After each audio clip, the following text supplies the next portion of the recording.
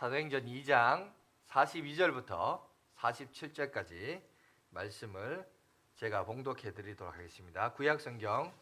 신약 성경 190쪽이 되겠습니다. 190쪽 사도행전 2장 42절로 47절까지 말씀입니다. 그들이 사도의 가르침을 받아 서로 교제하고 떡을 떼며 오로지 기도하기를 힘쓰니라. 사람마다 두려워하는데 사도들로 말미암아 기사와 표적이 많이 나타나니 믿는 사람이 다 함께 있어 모든 물건을 서로 통용하고 또 재산과 소유를 팔아 각 사람의 필요를 따라 나눠주며 날마다 마음을 같이하며 성전에 모이기를 힘쓰고 집에서 떡을 떼며 기쁨과 순전한 마음으로 음식을 먹고 하나님을 찬미하며 또 온 백성에게 칭송을 받으니 주께서 구원받는 사람을 날마다 더하게 하시니라. 아멘. 자, 오늘은 변화의 시대에 발맞춘 영성이다라는 말씀으로 함께 은혜를 갖도록 하겠습니다. 여러분, 미시간 대학교에 로버트 이퀸이라는 교수님이 있습니다. 이분이 1998년도 4월에 책을 하나 출간을 했습니다. 그 책 이름이 뭐냐면 이렇습니다. Deep Change or Slow Death라는 책입니다. 자, 뭐냐? 의역을 해서 번역을 하자면 이렇습니다. 근본적인 변화를 당할 것인가? 아니면 이대로 서서히 죽어갈 것인가? 이 책을 발간을 했어요. 이 책의 내용이 뭐냐면 이겁니다. 제가 얼마 전에 저희 어머니와 모친과 통화를 했습니다. 통화를 했는데 통화를 한 목적이 뭐냐? 갑자기 핸드폰이 고장이 나서 핸드폰을 바꿨다고 해요. 그런데 바꿨는데 와이파이 설정을 해야 되고 카카오톡을 깔아야 되는데 어떻게 하느냐는 거였어요. 갑자기 그 얘기를 들으니까 하늘이 그냥 노랗고 눈앞이 깜깜했습니다. 왜냐하면 이거를 말로서 이게 전화 통화로 설명을 하려고 한다는 게 그게 그저 나이 먹으신 어르신들이 이해하기가 차라리 옆에 있으면 내가 핸드폰 뺏어서 내가 설정하고 하면 되는데 이거를 멀리 떨어져 대구에 떨어져 있으니까 이걸 말로서 설명한다기 쉽지 않아요. 그래서 뭐 사진을 찍어라, 뭐 비밀번호를 찾아야 되는데 그것도 찾아라, 뭐 화상 통화를 하면서 또 하고 이러다가 저러다가 하다가 나중에 안 돼가지고 결국은 어떠냐? 핸드폰 가게에 가서 개통을 했는데 제가 이 얘기를 왜 하냐면 여러분 이런 세대적인 기술 문화의 갈등은요 우리가 일어날 수 있는 해프닝이지만 이게 지금 일어나는 해프닝으로 끝나는 게 아니고요. 앞으로 우리가 살아가는 이 시대는 더더욱더 이런 일들이 일어나는 여러분 시대가 일어난다는 겁니다. 여러분 요즘 세상이 어떻게 바뀌어지냐? 여기 보니까 인공지능, AI, 로봇, 블록체인, 제4차 산업혁명, 테크놀로지 기반을 하는 어떤 바이오 헬스케어 서비스. 저도 이제 제가 제 입으로 이렇게 말하지만 정작 저도 무슨 말을 하는지도 무슨 개념인지도 모르는 하여튼 이런 말을 해야 되는 여러분 앞으로 우리가 살고 있는 이 시대는 그런 시대를 변화를 여러분 맞이하게 되는 그런 시대를 우리가 살게 됩니다. 그런데 이거는 세상만 그렇냐? 아니요. 세상만 그런 게 아니라 교회도 마찬가지입니다. 벌써 보세요. 이 코로나 전염병 때문에 정상적인 모임을 하기가 너무 힘듭니다. 기도회도 좀 해야 되고 함께 모여서 집회도 좀 해야 되고 그래야 되는데 그냥 예배만 드리고 가다 보니까 저도 이제 이게 익숙해져서 오늘처럼 이제 송구 영신 예배를 좀 재밌게 이벤트를 해야 되는데 상당히 제가 낯설어요. 원래 이런 거 잘하는데 부목사 때 잘했었는데 이거 왜냐하면 안 하던 걸 갑자기 하니까 낯섭니다. 그런데 문제는 뭐냐면 이런 식으로 자꾸 세상은 변모해가고 바뀌어져 갑니다. 여러분뿐만 아니고요. 나는 사실 최근에 우리 교회만의 문제인가 생각했는데 그게 아니더라고요. 뭐냐면 지금 뭐 작은 교회도 문제지만 특히 큰 대형 교회일수록 지금 코로나 때문에 코로나가 터지고 나서 2년이 지났잖아요. 만 2년이 지났는데 만 2년 동안 교회를 안 한 성도들이 그렇게 많대요. 나는 우리 교회만 그런 줄 알았거든요. 그게 아니고 큰 교회는 대형 교회는 더 심각하답니다. 아예 교회를 안 한답니다.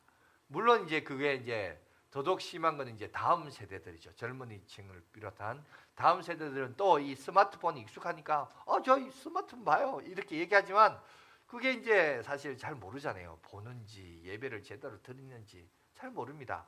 저도요 이번 작년 한 해를 우리가 코로나19가 있었기 때문에 사역의 전환을 뭘 했냐, 이제 약간 지성을 강조하는 영상 교육을 만들어서 했는데 여러분 참 이게 진짜 힘들어요. 뭐가 힘드냐면 차라리 새벽 기도를 하는 게 낫고 차라리 함께 모여서 교육하는 게 낫지, 혼자 영상을 보면서 이걸 만들면서 이렇게, 제가 이제 철로역전도 이번 주에 끝났습니다만 그거 여러분 한 15분에서 20분 정도 만든 영상이거든요. 근데 그 15분에서 20분 만든 영상이요, 여러분 그게 준비하고 만들어지고 완성되기까지 얼마 걸린 줄 아세요? 하루 종일 걸려요. 그건 뭐 15분 금방 하는 거 아닌가 싶지만 안 그래요. 여러분 해보세요. 특히 이게 방송인지라 말이 막 버벅거리고 뭐 그죠? 뭐 발음도 불분명하고 이러면요 다시 녹음하고 다시 하고 막 이렇게 합니다. 나중에는 이제 편집하는 기술이 있다 보니까 말을 잘못해도 곧 이어서 다시 말하면서 그걸 나중에 편집할 때 탁탁 잘라서 제가 그렇게 하지만 옛날에는요 그거 할 줄 몰라가지고 2박 3일 걸리고 막 이랬습니다. 너무 그 시간이 너무 많았어요. 근데 문제는 뭐냐면 그렇게 해서 보람이 있느냐, 만들어 놓고 하나의 작품으로 유튜브에 영상이 올라가니 보람은 있는데 문제는 뭐냐, 그거를 누가 보는지 어떤 피드백이 있는지 아무도 없으니까 여러분 그것도 힘들더라고요. 사실 정확하게 제가 말하자면 코로나19 터졌을 때 저는 아싸 했어요. 사실 새벽기도 쉰다니까 너무 기분이 좋더라고요. 그런데 딱 그것도 3달이더라고요. 3달 딱 지나니까 그게 아니에요. 이 영혼의 피폐함이 느껴집니다. 그러니까 사람은 혼자 있는 게, 혼자 뭘 한다는 게 이게 도저히 외로워서 안 돼요. 그런데 지금 우리가 살고 있는 이 시대는 점점 이제 전염병과 더불어서 기술의 문명의 전환과 변화 속에서 이제 이것이 그럴 수밖에 없는 상황 속에 심지어 종교도 이런 문제 앞에 있습니다. 그러면 2020년도 새해를 맞이하면서 그러면 앞으로 우리 기독교 영성은 어디로 흘러갈 것이냐, 그죠? 이거에 대해서 우리가 한번 생각해보고 지혜를 좀 갖는 저와 여러분이 되었으면 좋겠습니다. 제가 로버트 이퀸의 책을 왜 소개했냐면 그 책 내용에 이런 게 있습니다. PPT 다음 거 보여주세요. 좀 글이 깁니다만 제가 읽어드릴게요. 우리는 근원적인 변화가 필요한 상황이 오면 본능적으로 외면을 하고 싶어한다. 왜? 왜냐하면 그동안 해온 것들이 그것이 편안하기 때문에 늘 익숙하다는 것을 그냥 그대로 한다는 거죠. 뭔가 변화되는 걸 싫어해요. 그래서 안주하고 싶은 그런 유혹들을 있다는 거죠. 그런데 그걸 극복해야 된다는 거예요. 또한 변화를 선택했다고 그게 끝나는 게 아니라 반드시 그게 우리에게 성공을 보장하느냐, 그것도 아니라는 겁니다. 성공할지 안 할지 모른다는 거죠. 그냥 맨몸으로 뛰어든다는 거예요. 그러면서 한 달이 여러분 돌다리를 두드러 가면서 그 일들을 만들어 가야 되는 것이 오늘날 우리들이 해야 될 일이고, 그래서 그 새로운 거에 대한 두려움에 대해서 극복할 수 있어야 되고, 조직 내부에서 또 그걸 움직일 때 다 따라오느냐 팔로우 하느냐, 아니요, 저항하는 사람도 있어요. 목사님 그거 왜 합니까? 왜 그렇게 어렵게 합니까? 이렇게 하는 사람도 있다는 거죠. 그래서 이런 저항들로부터도 이겨내면서 그 일들을 나가야 된다는 겁니다. 그런데 그러하지 못했을 때 어떤 게 일어났냐, 이런 보세요. 제가 성탄절에서도 그 얘기했죠. 여러분 하나님 예수님이 이 땅에 오셨을 때 하나님 예수님이 우리 가운데 오시사 일반인들에게도 자기 계시를 보여주셨습니다. 천체를 보여주면서 그 천체를 계산해서 그들이 알아들을 만한 예수 그리스도의 탄생을 경험하도록 했죠. 여러분 오히려 여러분 보세요. 그때 당시 종교 지도자들 성경을 얼마나 잘 알았어요. 성경을 얼마나 많이 해석했어요. 그죠? 유대 땅 베들레헴에 거기 날 겁니다. 다 알고 있었어요. 그런데 여러분 보세요. 그렇다고 그들이 거기 가서 아기 예수께 경배했습니까? 안 했어요. 참 신기하죠. 성경을 아는데 아기 예수께 안 갔어요. 성경을 아는 지식은 있으나 하나님을 경외하지 않고 헤롯 왕의 눈치만 봤어요. 그러나 여러분 보세요. 별을 연구했던 사람들은 하나님을 믿는 사람도 아니지만, 그러나 그 자기들이 믿고 자기들이 믿는 철학과 신념의 바탕으로 그 별의 현상을 보고 아기 예수께 경배했습니다. 여러분 이게 엄청난 차이죠. 여러분 하나님은 우리에게요 말씀을 통해도 하시고, 우리가 이 세상을 살아가는 자연 질서와 원리 속에서도 이런 것들이 자연 학문과 과학을 통해서 우리에게 말씀하고 있습니다. 여러분 여기서 로버트 이킨도 마찬가지예요. 이 얘기합니다. 뭔가 우리가 새로운 것에 대해서 움직여야 된다. 그런데 많은 사람들은 새로운 것에 대해서 거부 반응이 난다. 왜? 익숙한 게 좋으니. 목사님 그냥 그대로 하던가 합시다. 이게 좋거든요. 근데 뭔가 새로운 거 합시다. 그러면 거부 반응이 일어나는 거예요. 왜? 불편하니까. 그거 안 했으면 좋겠으니까. 그래서 이제 이런 일들이 일어난다는 겁니다. 그런데 이 책에서 뭐라고 했냐면 아까 책 제목이 뭐라고요? 근원적인 개혁을 할 것이냐 아니면 서서히 죽어갈 것이냐. 그 사람이 속한 공동체에서 서서히 죽어가는 현상이 4가지가 있다라고 그 책에서 소개하고 있거든요. PPT 보여주세요. 거기 보면 뭐라고 되어 있냐면 첫 번째 이렇게 됩니다. 긁어부스럼 만들지 말자라는 보수적인 문화가 이런 것들이 전염성을 일으킨답니다. 그래서 뭘 새로운 걸 하냐고 늘 하던 거 하라고 있던 거 하라고 이런 얘기를 한다는 겁니다. 그래서 여러분 보세요. 이것도 우리 교회에서 한번 적용을 해볼까요? 저는 이거에 있어서 정말 많은 부분에 특히 우리 양화진교회는 많은 부분에 있어서 어떻게 보면 저는 그런 것 같습니다. 교회가 작다라는 것은 여러분 교회가 작는 큰 특징이 있어요. 뭐냐면 어떤 부분에서 빨리빨리 적응할 수 있어요. 근데 큰 교회는요. 뭔가를 바꾸려면 이게요. 큰 배와 같아서 방향을 바꾸는데 오랜 시간과 오랜 예행 연습이 필요합니다. 그런데 작은 교회는 빨리빨리 바꿀 수 있어요. 그래서 뭔가 새로운 것들에 대해서 민감하고 반응을 보일 수 있습니다. 저는 우리 교회에서 그런 것 같아요. 이거에 대한 가장 큰 교회 안에서 저항하는 게 뭘까? 그건 그런 것 같아요. 체면 문화인 것 같아요. 체면 문화. 이 한국 사람이 갖는 참 고질적인 문제 중에 하나가 뭐냐면 이 보수적인 문화의 전염성이 뭐냐면 체면이에요. 남의 교회 뭐 전통적인 교회 이거 하더라. 그럼 우리 교회도 이거 해야 돼요.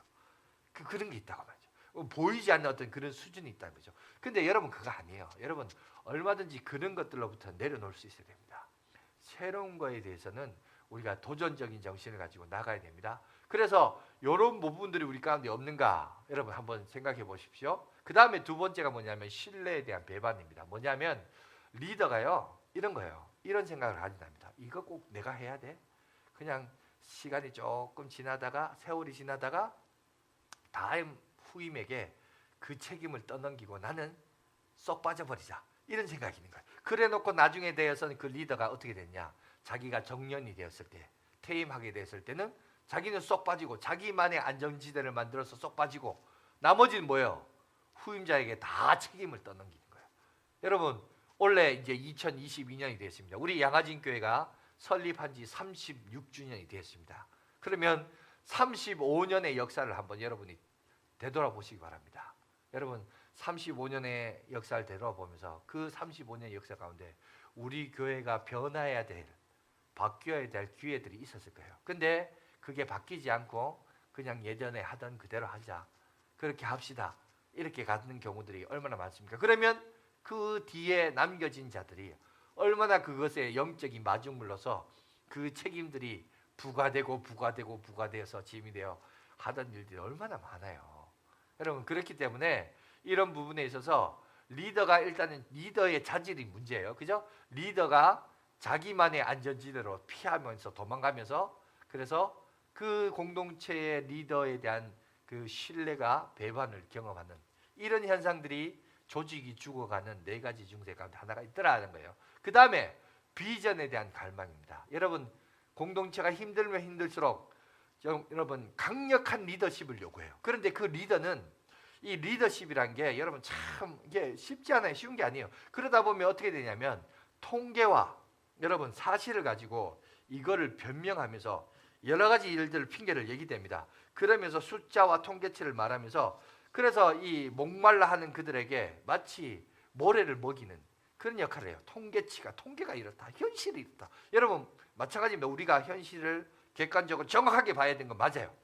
통계도 보고 숫자도 봐야 돼요. 그러나 그게 전부가 아니라 여러분 통계가 갖는 한계가 뭐죠? 그것은 뭐냐면은 자기 합리화에 빠질 수 있어요. 그 한계를 알되 그 한계를 딛고 일어서서 우리가 앞으로 전진하며 나가야 될 게 뭐냐? 여러분 이게 참 중요합니다. 이런 게 비전에 대한 갈망이 있냐? 그 다음에 4번째 기력의 소진입니다. 변화는 인지한대요. 아, 우리 교회 바뀌어야 돼. 이건 알겠대요. 그리고 우리가 열심히 해야 된다. 이것도 알겠대요. 근데 문제는 뭐냐?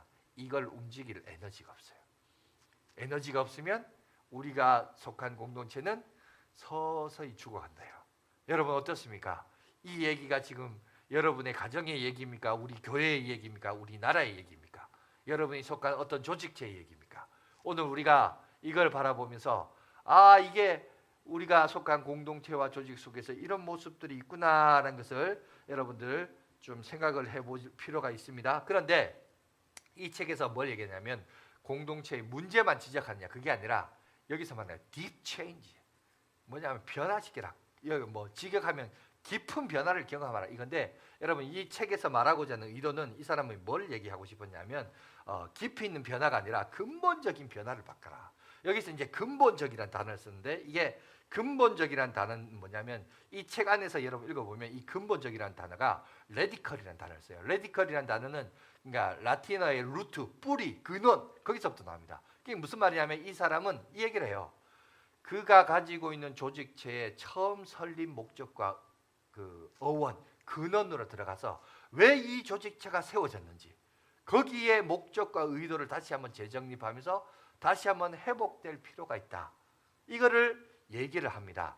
저는 이 책을 보면서 제가 설교를 오늘 본문을 이걸 해야 되겠다 해서 오늘 설교 본문을 사도행전에 있는 말씀을 했어요. 왜? 여러분 교회는 뭘까요? 교회의 여러분 어원은 어딜까요? 그건 바로 교회가 탄생하게 된 초대교회의 모습이겠죠. 그죠? 그래서 오늘 여러분 오늘 본문은 초대교회가 어떻게 탄생되었고 그 초대교회에서 어떤 일상을 보내고 있었는가를 오늘 성경은 오늘 우리가 읽었던 본문에서는 우리 가운데 얘기합니다. 여러분 46절을 다시 한번 주목해서 한번 보시기 바랍니다. 이렇게 얘기합니다. 날마다 마음을 같이하여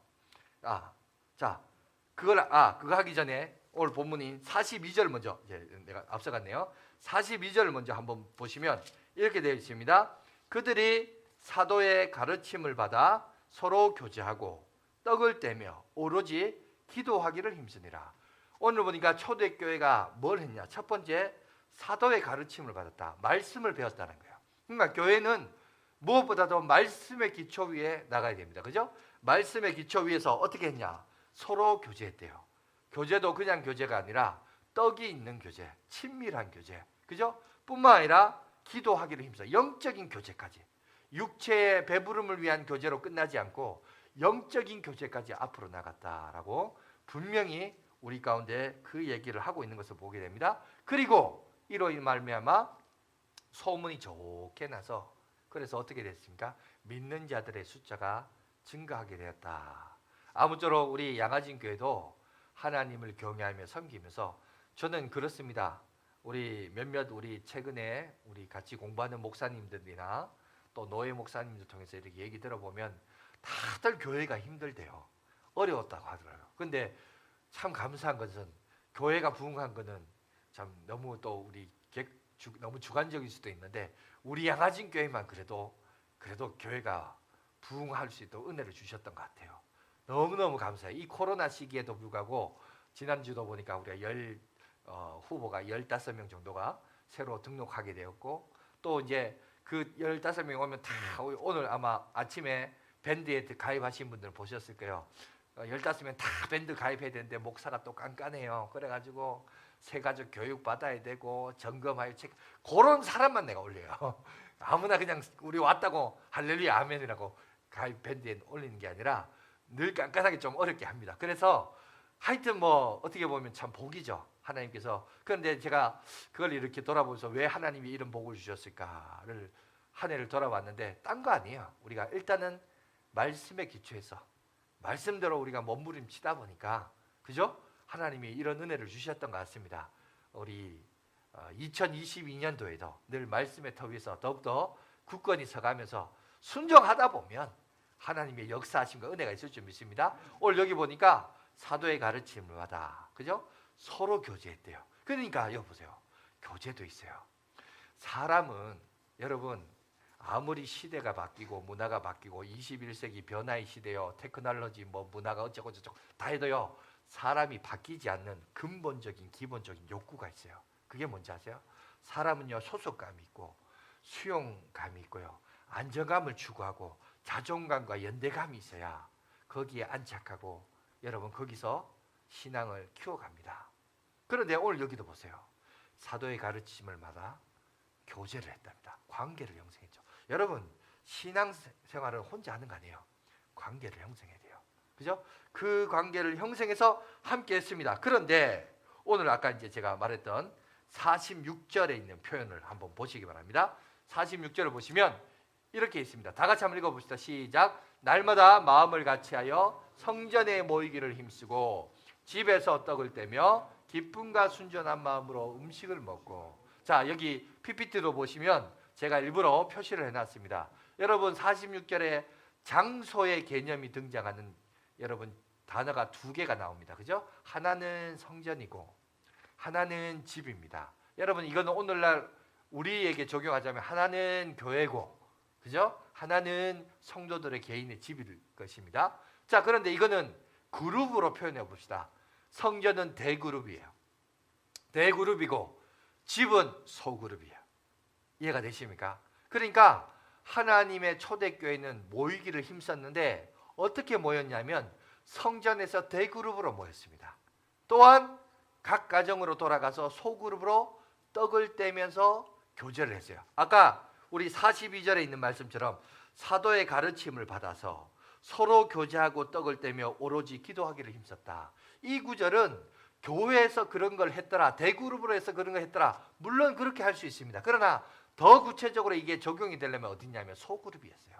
소그룹 안에서 서로를 알아가면서 서로의 관계를 속에서 서로의 기도 제목을 나누면서 서로의 필요를 따라, 그죠? 각 사람의 필요를 따라 나눠주고, 물질적인 것이면 물질적인 것, 기도가 필요하면 기도가 함으로써 여러분 이런 교제를 통해서 여러분 그 사람들의 초대교회가 왕성하게 되었고 성장하게 되었다라는 사실을 오늘 성경은 우리 가운데 얘기하고 있습니다. 그래서 여러분 내년 사역은 저는 그거 할 겁니다. 1대1 멘토링 이 사역을 하고요. 그 다음에 우리 구역으로 집중력을 가져서 구역도 남성 구역도요 많이 편성되었습니다. 여성 구역들도 엄청나게 많이 했습니다. 그래서 총 15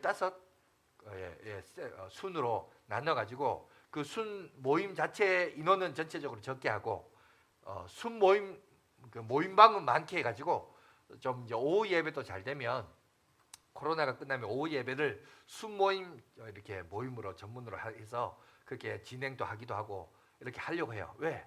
여러분 신앙은 어떻게 해서 성장하느냐? 인간은요 보세요.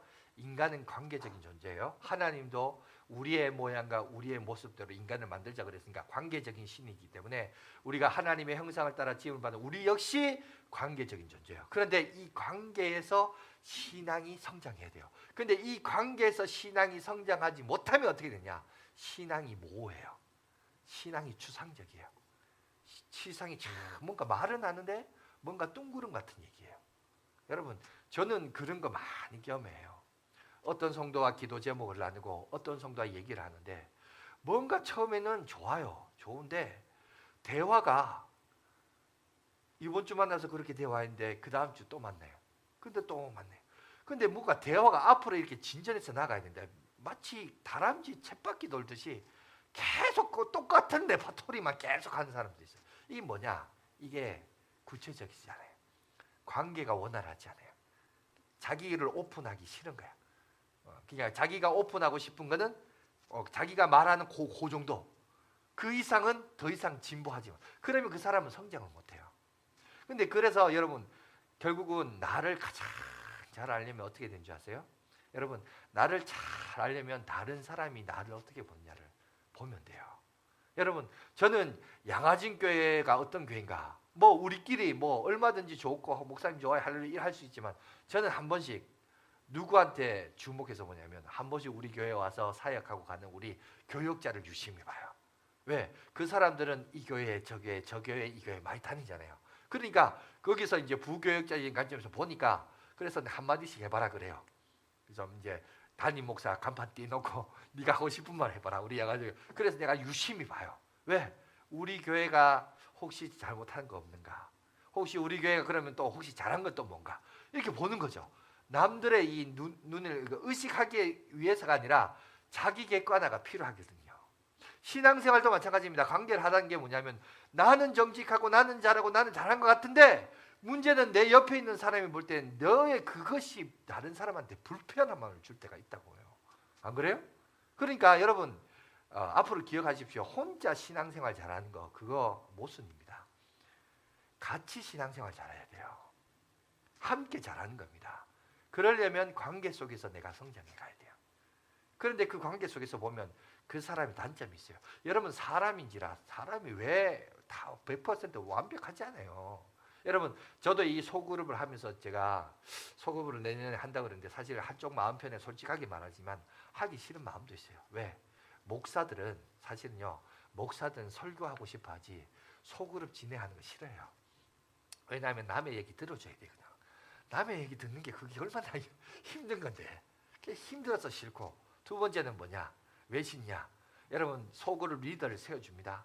리더를 세워준다고 그 사람이 소그룹 리더가 리더로서 잘합니까? 못해요. 그럼 어떻게 해요? 케어해줘요. 그러니까 안 해도 될 일을 또 해줘야 돼. 뒤치다거리를 다 해줘야 돼. 멘트도 만들어줘야 되고 어떻게 교제하는지 어떻게 사귀는지 이런 걸 교육하고 계속해서 그 어떤 에너지를 아까 말했어요. 에너지가 떨어진다고 그러잖아요. 에너지가 떨어지지 않도록 계속해서 공급해. 그러니까 그걸 함으로 통해서 안 해도 될 일을 또 하게끔 만들어요. 그런데 여러분, 근데 어쩔 수 없어요. 사람이 관계를 통해서 신앙이 성장하게 되고 그 관계가 온전하고 성장하면서 나의 신앙도 명료화되고 뭐 하늘에 떠다니는 구름처럼 멍하니 추상적이며 그런 개념이 아니에요. 여러분 분명하게 우리의 신앙이 목표와 함께 내가 어떻게 성장하는가를 볼 수가 있습니다. 그런 일들을 하기 위해서 오늘 우리 이제 2022년도에는 그 방향을 위해서 이제 한 걸음 한 걸음 나아가도록 그렇게 하기도 하겠습니다. 그런데 오늘 이제 마지막으로 성경 한 구절만 보고 한번 마치도록 할게요. 어디냐 하면 창세기 33장 8절에서 14절인데 뜬금없이 이 구절이 왜 나오는가 우리가 한번 생각해 볼게요. 자, 교독하겠습니다. 제가 8절을 읽겠습니다. 에서가 또 이르되 내가 만난 바 이 모든 때는 무슨 까닭이냐 야곱이 이르되 내 주께 은혜를 입으려 함이니이다. 내 동생아 내게 있는 것이 족하니 내 소유는 내게 두라. 야곱이 이르되 그렇지 아니하나이다. 내가 형님의 눈앞에서 은혜를 입었사오면 청하건대 내 손에서 이 예물을 받으소서. 내가 형님의 얼굴을 배운즉 하나님의 얼굴을 본 것 같사오며 형님도 나를 기뻐하심이니이다. 하나님이 내게 은혜를 베푸셨고 내 소유도 족하니 청하건대 내가 형님께 드리는 예물을 받으소서 하고 그에게 강권하여 받느니라. 에스가 이르되 우리가 떠나자 내가 너와 동행하리라. 야곱이 그에게 이르되 내 주도 아시거니와 자식들은 언약하였고 내게 있는 양 소떼 기울고 있은즉 하루만 지나기 멀면 모든 때가 죽으니. 14절 다 같이 읽겠습니다. 청하건대 내 주는 종보다 앞서가소서. 나는 앞에 가는 가축과 자식들의 걸음대로 천천히 인도하여 세일로 가서 내 주께 나가리이다. 예, 그렇게 되어 있죠. 글자가 잘렸군요. 예, 자, 요 내용이 뭐냐면 우리가 잘 아는 에서와 야곱이 상봉하는 형제 상봉이에요. 형을 속여서 그죠? 축복권을 빼앗고 거기에 분노해서 동생을 죽이려 하니 자기는 외갓집에 가서 오랫동안 생활하다가 이제 형제가 오랜만에 만나는 상봉하는 모습입니다. 형이 지금도 나를 미워해서 죽이지 않을까 두려워하며 염려하면서 먼저 선물을 보냅니다. 가축을 선물로 보내죠. 그런데 그러니까 앞에 봤던 이때가 뭐냐? 형님께 드린 선물입니다. 이제 필요 없다. 아닙니다. 강권하여 드립니다. 그리고 나서 여러분 에서가 뭐라 합니까? 자기도 기쁘니까 선물을 받으니까 사람은 하여튼 그런 것 같아요. 하여튼 목사도 그렇고 선물 주면 싫어하는 사람 없습니다. 그러니까 야 내가 앞장서서 내 앞잡이가 되리라. 내가 여기 터줏대감인데 너 나와 함께 가서 이 동네 사람들 다 인사하고 하면 너 이제 형통하게 잘 될 거야. 이렇게 하면서 리드를 하면서 날 따라오라 이렇게 합니다. 근데 야곱이 뭐라 그러죠? 아닙니다. 형님 먼저 가소서. 여러분 야곱의 입장에서는 이제 앞으로 가나안 땅에 살 때 형님을 백으로 살아가는데 엄청난 자기에게 플러스가 되는 거예요. 힘이 돼요. 그죠? 자신의 처신과 위치를 볼 때 충분히 형과 함께 가는 것이 복이에요. 그런데 야곱이 거절합니다. 왜 거절하죠? 거절한 이유는 그가 가축을 돌보는 목자였기 때문에 그렇습니다. 목자였기 때문에. 근데 여기서 우리가 참 신기한 게 뭐냐면 하나님은 야곱이 여러분 팥죽을 잘 만드는 셰프가 되기보다는 하나님은 목동지기가 되기를 원하셨던 것을 보게 됩니다. 여러분 하나님은 모세가 애굽이라는 나라의 대제국의 왕자요 왕으로서 되기보다는 여러분 처가댁에서 40년 동안 말 못하는 짐승과 함께 그죠? 그 목동을 담당하는 목자가 되기를 하나님이 원하셨어요. 예수님도 자기 자신을 가리켜서 뭐라고 했냐면 나는 선한 목자다라고 얘기하셨습니다. 여러분 목회도 그렇고 목양도 저는 마찬가지라고 생각합니다. 여러분 결국 뭐냐? 무엇이 옳고 그르냐 이거 중요합니다. 그래서 방향이 참 중요해요. 목회는요 속도가 중요하지 않아요. 방향이 중요해요. 올바른 방향 설정을 했느냐. 여러분 이제 우리 교회도 이제 소그룹과 멘토링 사역으로 이 방향으로 갈 겁니다. 그런데 이 방향은 내만 그렇게 생각했냐? 아니요. 최근에 노회도 그렇고 최근에 만난 목사님들 통해서 많은 영적인 지성을 가지신 분들이 영성을 가지신 분들이 말씀하는 게 뭐냐? 이제 앞으로는 관계 사역이다. 관계로 승부를 걸어야 된다. 교회는 이제 그거밖에 없다. 왜? 코로나 때 여러분 터지면 사람 많이 모이면 대그룹 모였다 적었다 뭐 4단계 여러분 4.5단계 3.5단계 이래 만들어놔서 이거는 뭐 안 돼요. 백신도 2번만 맞으면 자유로울 수 있다. 근데 뭐 부스터 샷 해가 3번 맞으라 그러잖아요. 근데 어떤 백신 관련 업자가 뭐라 그래요? 요새 오미크론 변이는 오미크론은 백신과 아무런 상관관계가 없다. 지금 그런 말도 나오잖아요. 그러니 이거 뭐 어떻게 할 수가 없어요. 그러면 이제 어떻게 하느냐? 결국은 모이는 숫자는 적고 1대1이 강하든지 소그룹을 통해서 관계 속에서 교회는 이제는 성장하는 길밖에 없어요.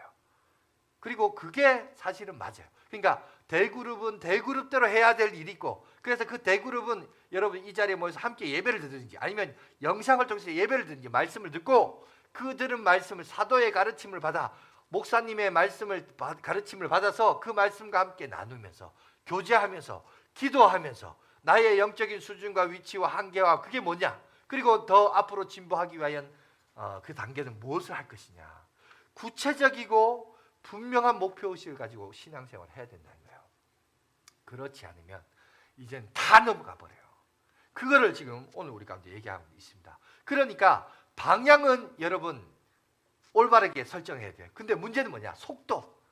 이 속도예요. 어떤 사람은 빨리 가는 사람이 있고 어떤 사람은 느리게 가는 사람이 있고 어떤 사람은 아예 반대 방향 가면서 저항해요. 목사님 그거 왜 합니까? 그러면서 안 하겠다고 한 사람도 있을 겁니다. 우리 교회도 다 다를 겁니다. 그런데 여러분 속도는 중요하지 않아요. 방향이 중요해요. 그죠? 그러니까 오늘 우리가 일기생을 20명의 커플을 통해서 우리가 출발을 합니다마는 다음 기회도 얼마든지 많습니다. 여러분 함께 귀한 사역을 하면서 이제 올바른 방향 설정과 함께 이제 함께 그 걸음을 향하여 나갈 겁니다. 여러분 결국은 그렇게 사역하고 섬기는 게 결국 뭔지 아세요? 그게 나를 사는 거예요. 나를 살리는 겁니다. 좀 더 힘들고 좀 더 수고스럽지만 영적인 내가 마중물이 되어서 이 일에 대하여 내가 희생하리라.